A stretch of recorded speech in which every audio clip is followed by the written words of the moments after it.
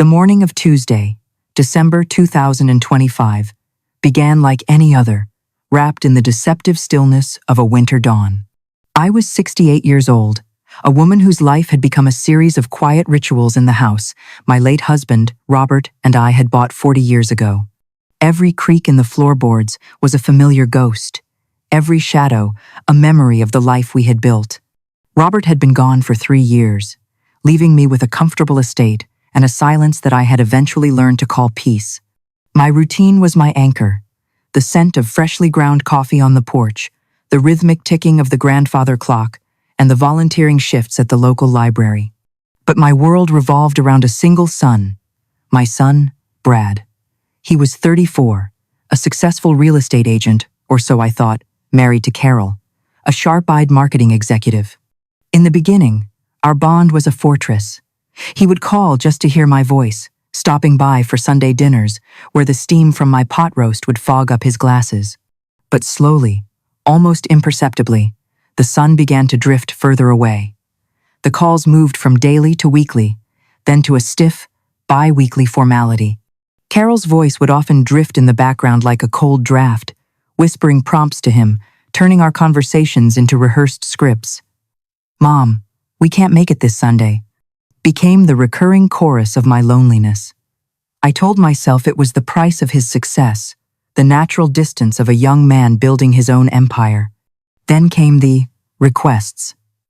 It started with a $15,000 down payment for a car, then $20,000 for Carol's supposed student loans. Each time, Brad's voice carried a strain of desperation that clawed at my heart. "We wouldn't ask if we weren't desperate, Mom," he would plead. And because I was a mother, and because Robert's life insurance was sitting in the bank doing nothing but gathering interest, I said yes. I gave him $55,000 in 6 months. After the last transfer, $30,000 for a kitchen renovation, I was never invited to see the silence became absolute. 4 weeks of nothing. When I finally called, Carol answered with a voice like sharpened flint. "He's busy, Margaret. He'll call you back." He never did. The bomb finally dropped at 8:15 a.m. that Tuesday. I was sitting at the kitchen table, the steam from my coffee rising in the chilly air, when my phone vibrated. It was a message from Brad. My heart leaped with a foolish, instinctive hope, but the words on the screen were like jagged glass. "Don't expect us for Christmas 2025. We're going to Carol's parents. They're more important than you are." I read it once, then twice. The words, "They matter more than you do," didn't just hurt. They stripped me of my identity. It wasn't an excuse about scheduling or a white lie to spare my feelings. It was a cold, calculated declaration of my worthlessness. I sat there for 20 minutes, my fingers hovering over the screen, wanting to scream, to demand an explanation, to ask how the boy I had rocked to sleep could grow into a man who would stab me with a text message. But then, I remembered Robert's voice from his final days, his clarity sharpened by the approach of death. "Maggie," he had whispered, "people show you who they are. Believe them the first time." Brad had just shown me his soul. The pain didn't vanish, but it crystallized into something hard and cold, a coldness that mirrored the December frost outside. I didn't reply. I didn't cry. I simply stood up, went to my laptop, and logged into our banking portal. For decades, I had been the architect of his safety net. I looked at the accounts, the savings I'd started the day he was born, the investment funds Robert and I had sacrificed vacations for, the money market account I had fueled with my own widow's pension. $347,000. That was the price of 34 years of maternal devotion. My hands were steady as I navigated the interface. With a few clicks, I initiated the transfers, moving every cent into a private account in a different bank, one he couldn't touch, one he didn't even know existed. Then, I turned to the joint emergency account we shared, the one containing $83,000 I'd put in just in case. I removed his name with the clinical precision of a surgeon removing a tumor. By the time the sun had fully risen, $430,000 had vanished from Brad's reach. I closed the laptop and sat in the shadows of my kitchen, watching the Hendersons across the street stringing up colorful Christmas lights. They were preparing for a season of joy. I was preparing for a war I never wanted, against the only person I had left to love. The silence that followed the closing of my laptop was heavy, a suffocating shroud that seemed to expand into every corner of the house. I sat there, staring at the blank screen, my heart hammering a frantic rhythm against my ribs.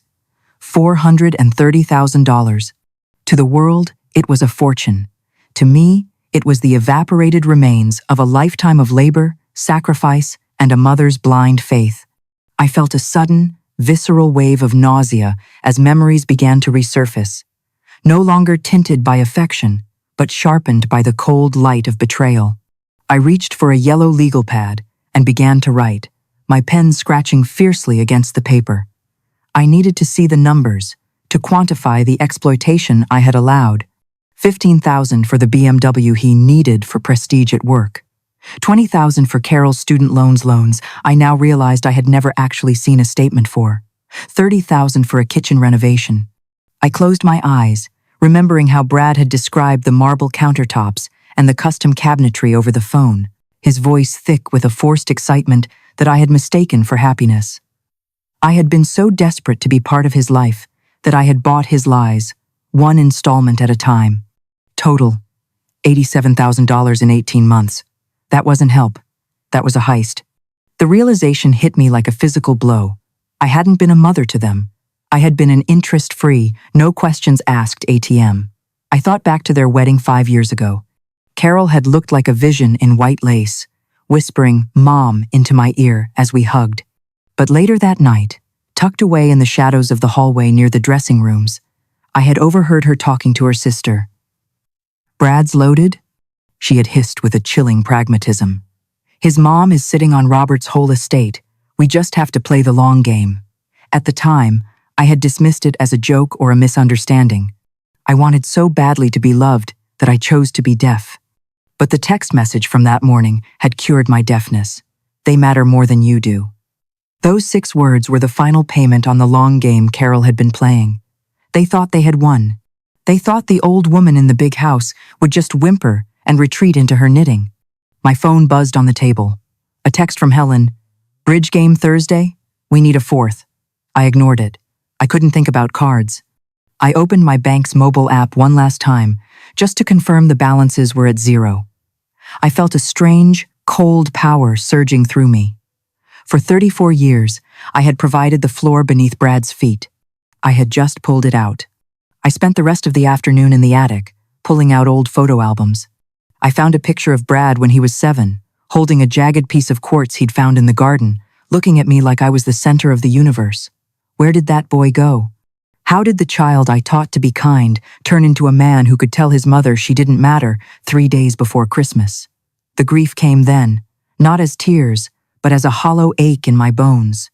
I realized then that I wasn't just protecting my money. I was mourning a son who had died long ago, replaced by a stranger wearing his face. As evening fell, the house grew cold, but I didn't turn up the heat. I sat in Robert's old leather chair, watching the streetlights flicker on. My phone buzzed again. This time it was Brad. "See you soon." The audacity of those 3 words made my blood run cold. He didn't know yet. He hadn't checked the accounts. He was likely coming over to perform one last act of filial duty before heading to Carol's parents, perhaps hoping for one last Christmas gift to bridge the gap. A predatory smile touched my lips, a look Robert used to get when a business deal turned sour. Let him come. Let him walk into the empty vault he helped create. I wasn't the victim anymore. I was the house, and the house always wins. Wednesday morning arrived with a sky the color of wet slate. I didn't sleep. I spent the night in the kitchen, nursing lukewarm tea and watching the digital clock blink away the minutes. At exactly 12:15 p.m., the low growl of a high-performance engine vibrated through the window. I didn't have to look. I knew the sound of the BMW I had paid for. I walked to the front door, but I didn't open it. I watched through the peephole as Brad stepped out, looking agitated, his jaw set in a hard line. Carol emerged from the passenger side, draped in a camel hair coat that probably cost more than my monthly mortgage. She carried a designer bag like a shield, her expression one of practiced boredom. They didn't look like children coming home for the holidays. They looked like debt collectors arriving to seize property. I stepped out onto the porch before they could ring the bell, pulling the heavy oak door shut behind me. The December wind bit at my face, but I welcomed the sting. It kept me sharp. "Mom," Brad started, but the word lacked any warmth. It was an accusation. "What the hell is going on?" "I tried to use the emergency card at the gas station this morning. It was declined. Then I checked the investment portal. Everything is. It's zero, Mom. All of it." "Hello, Brad." "Hello, Carol," I said, my voice as level as a frozen lake. I didn't move from the center of the doorway. "Don't hello us, Margaret," Carol snapped, stepping up the driveway, her heels clicking like gunfire on the pavement. "You moved nearly $500,000. That money belongs to Brad. You promised it to him for his future. You can't just steal from your own son because you're having a temper tantrum about Christmas plans." "Steal?" I let the word hang in the freezing air. "You cannot steal what you already own, Carol. That money was the result of 40 years of Robert's hard work and my frugality. It was a gift I intended for a son who respected me. Since that son no longer exists, the gift has been rescinded." Brad's face flushed a deep, angry purple. "You're being vindictive. We're in the middle of a massive deal, Mom. I needed that liquidity. You're sabotaging my career because we're spending a few days with Carol's parents? They matter too. They've been incredibly supportive of us lately." "They matter more," I corrected him, quoting his text back to him. I saw him flinch. "That was your declaration, wasn't it? If they are so important, perhaps they can provide the liquidity you're so desperate for. Because from this moment on, the Bank of Mother is closed, permanently." "You selfish old woman," Carol hissed, her mask of civility finally shattering. Her eyes were narrowed into slits of pure venom. "You're sitting in this giant house, clutching your gold like a dragon, while we're actually out there trying to build a life. Do you have any idea how much pressure Brad is under? We needed that money. We counted on it." "Why, Carol?" I stepped forward, sensing the shift in the air. "Why do you need it so desperately? $87,000 in 18 months wasn't enough? The car, the kitchen, the loans. Where did it really go? Because I've seen your renovated kitchen on social media, and those aren't $30,000 cabinets." A flicker of genuine panic crossed Brad's eyes, a shadow of fear that he couldn't hide. He reached out to grab my arm, perhaps to usher me inside where he could manipulate me in private, but I pulled back with a sharp, cold glare. "Don't touch me, Brad, and don't think for a second you're crossing this threshold. You told me where I rank in your life. I am simply acknowledging that rank. You are guests who are no longer welcome. Margaret, be reasonable." Carol tried to soften her tone, but it sounded like a snake trying to purr. We were stressed. The text was, "It was a mistake. We love you. We're family. Family doesn't treat people like line items on a balance sheet," I replied.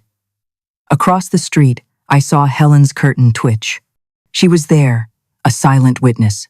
"Get off my property, both of you, and take your more important family with you. You'll regret this," Brad yelled as I retreated into the house, his voice cracking with a mixture of rage and something that sounded suspiciously like a sob. "When you're dying in this house all alone, don't you dare call me." I slammed the door and turned the deadbolt. The sound of the BMW screaming away a moment later was the most beautiful music I had heard in years. But as I leaned my back against the door, I realized my hands were shaking, not from fear, but from the sudden, chilling realization that their desperation wasn't just greed. It was something much darker. They weren't just hungry for my money, they were starving. And I was about to find out exactly what they had been hiding in the shadows. The aftermath of the confrontation left a bitter taste in the air, a mixture of ozone and adrenaline. I spent Thursday morning in a space that felt like a sanctuary of cold logic, the office of Patricia Thornton. The room smelled of expensive parchment and old wood. Patricia sat across from me, her eyes sharp behind silver-rimmed glasses, reviewing the thick folder of bank statements I had prepared. "Mrs. Harrison," she said, her voice a calm anchor in my storm. "You were right to move the money, but there is something you need to see. I took the liberty of running a preliminary background check on the joint accounts and your son's recent filings." She slid a document across the desk, It was a court filing from 7 months ago. My eyes blurred as I read the words. Chapter 7. Bankruptcy. Bankruptcy? I whispered, the word feeling like lead in my mouth. But the BMW, the designer clothes, the vacations they posted about in October? All a facade, Margaret. A new voice spoke. I turned to see a man standing at the door. He introduced himself as Detective Morris. He looked like a man who had seen too much of the world's ugliness. Mrs. Harrison, we've been tracking a series of irregularities. Your son and his wife didn't just go broke. They lied to the federal government. When you file for bankruptcy, you are legally required to disclose all assets and sources of income. Brad listed 0 for family support. He sat down, his expression grim. The $87,000 you gave them over the last year and a half? None of it was reported. Not the car loan, not the medical bills. It's called bankruptcy fraud. It's a federal crime.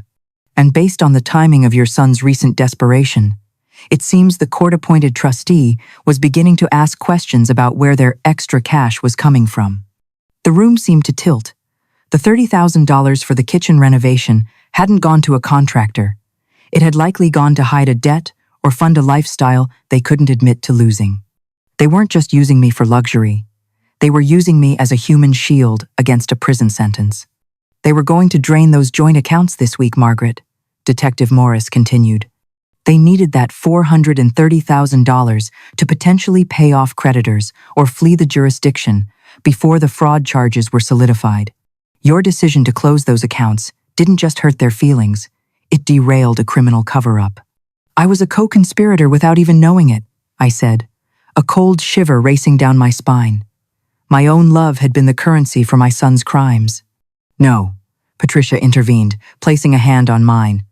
You were the victim of financial exploitation. But now, you have to choose. The authorities need your documentation. They need the trail of every cent you sent them to prove that Brad willfully hid those assets from the court.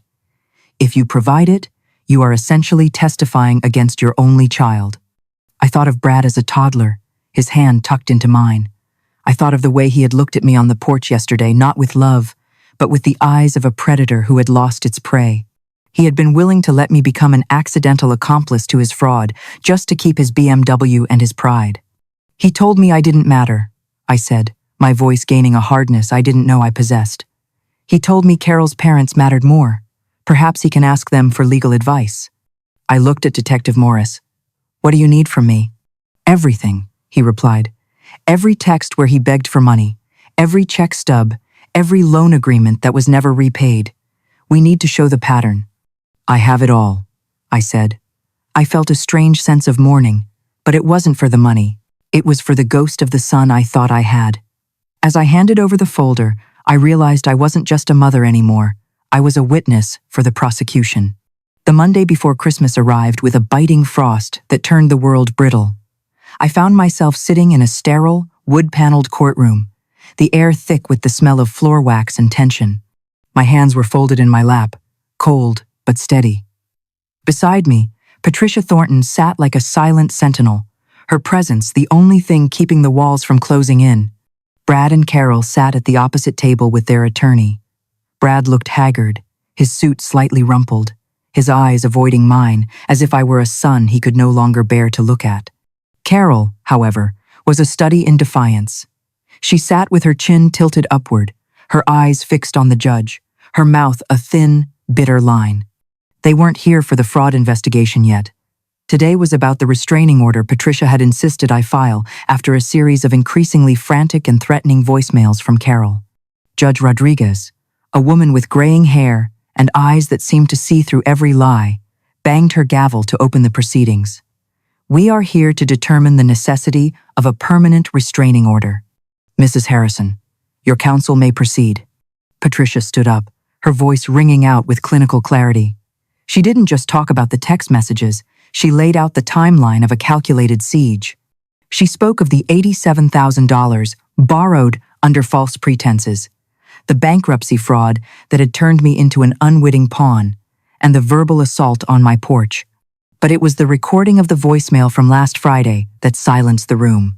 Carol's voice, distorted by rage, echoed through the speakers. You think you're so smart, Margaret? You're a lonely, pathetic old woman. That money is Brad's birthright. If you don't reopen those accounts, we'll make sure you have no one left. We'll tell everyone you've lost your mind. I watched Brad's head sink into his hands. He looked small. Carol didn't flinch. Mr. Harrison, the judge said, her voice dropping an octave. Did you send your mother a message stating that Carol's parents matter more than she does? Brad stood up slowly, his voice a pathetic whisper. I was under a lot of stress, Your Honor. I didn't mean it the way it sounded. I love my mother. This is all a huge misunderstanding fueled by her recent emotional instability. Emotional instability? I found myself standing before I could stop myself. The courtroom went silent. I didn't look at the judge. I looked directly at my son. Is it unstable to stop paying for your lies, Brad? Is it unstable to realize that my love was being used as a credit line? You didn't just ask for money. You asked for my soul. And when I wouldn't give it, you told me I was nothing. Margaret, sit down, their lawyer began, but the judge silenced her with a sharp wave of her hand. Let her speak, Judge Rodriguez said. I gave you everything, I continued, my voice trembling not with fear, but with the weight of 34 years of devotion. I sacrificed for your future, but your future turned out to be a house of cards built on my back. I am not a birthright, Brad. I am your mother, and if you can't see the difference, then you don't deserve to be in my presence. The judge didn't deliberate for long. Her gaze was scathing as she looked at the couple across the room. The evidence of financial exploitation is overwhelming, but the evidence of emotional intimidation is what concerns this court most. Family is not a license to abuse. I am granting the restraining order for a period of 1 year. You are to have no contact with Margaret Harrison. You are to stay 500 feet away from her home and her place of work. If you violate this, you will go to jail. As the gavel hit the sound block, Carol turned to Brad and hissed something that sounded like a curse. She didn't look like a wife comforting a husband. She looked like a business partner realizing the venture had gone bankrupt.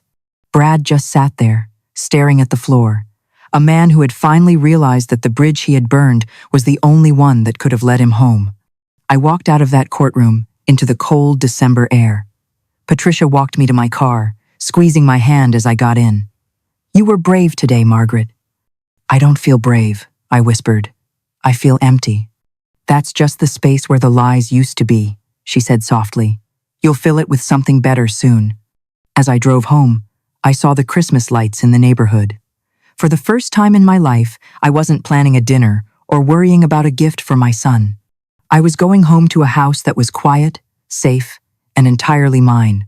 The war wasn't over, the federal investigation was still looming, but the siege of my heart had finally ended.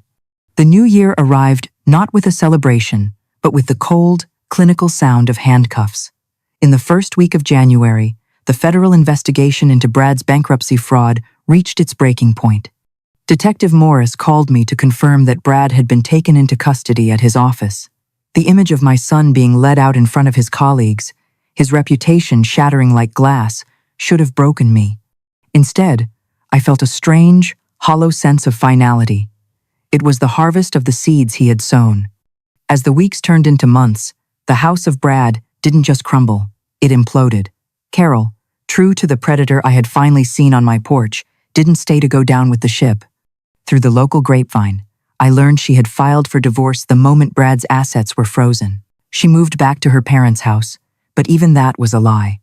Within a month, she had fled to Arizona with a new investor, leaving Brad to face the federal prosecutors alone. She had been the architect of his greed, but she was too smart to stay for the demolition. I, meanwhile, was learning to breathe again. I spent my days with Helen and my new friends from the library, women who had lived through their own storms and carried their scars like medals. We didn't talk about duty or sacrifice. We talked about books, about art, and about the sheer, terrifying beauty of being our own people. I took a watercolor class and realized that for 30 years, I had only used colors that Brad liked. Now, my canvases were splashed with vibrant reds and deep, stormy purples. In April, a thick envelope arrived from the federal facility where Brad was awaiting sentencing. It was a 7-page letter written on yellow legal paper in a hand that was shaky and desperate. He didn't lead with an apology. He led with an explanation. He confessed to a gambling addiction that had started with harmless sports betting and escalated into a $200,000 hole. He described how Carol had found out and, instead of helping him stop, had taught him how to manipulate me to cover the debts. She had convinced him that I owed it to him that Robert's hard-earned money was just an inheritance waiting to be distributed early. I hated myself every time I sent those texts, Mom. He wrote. But I was drowning, and Carol made me feel like you were the only life vest I had left. I know now that I wasn't just taking your money. I was drowning you with me. I read his words, and for the first time, I saw the man he had become, a man who blamed a woman, blamed an addiction, and blamed circumstances, but could barely find the strength to blame himself. I didn't feel the urge to run to him. I didn't call Patricia to ask about bail. I simply put the letter in a drawer with the others. I had spent a lifetime being his life vest. It was time for Brad to learn how to swim on his own, even if the water was cold and the currents were treacherous. By the time the spring flowers began to bloom in my garden, Brad was sentenced to 3 years in federal prison. Carol was nowhere to be found, a ghost in the desert of the Southwest. My house, once a museum of Robert's life and a temple to Brad's needs, had become a home. I had repainted the guest room. I had donated the old furniture. I was no longer a widow or a neglected mother. I was Margaret, and Margaret was finally enough.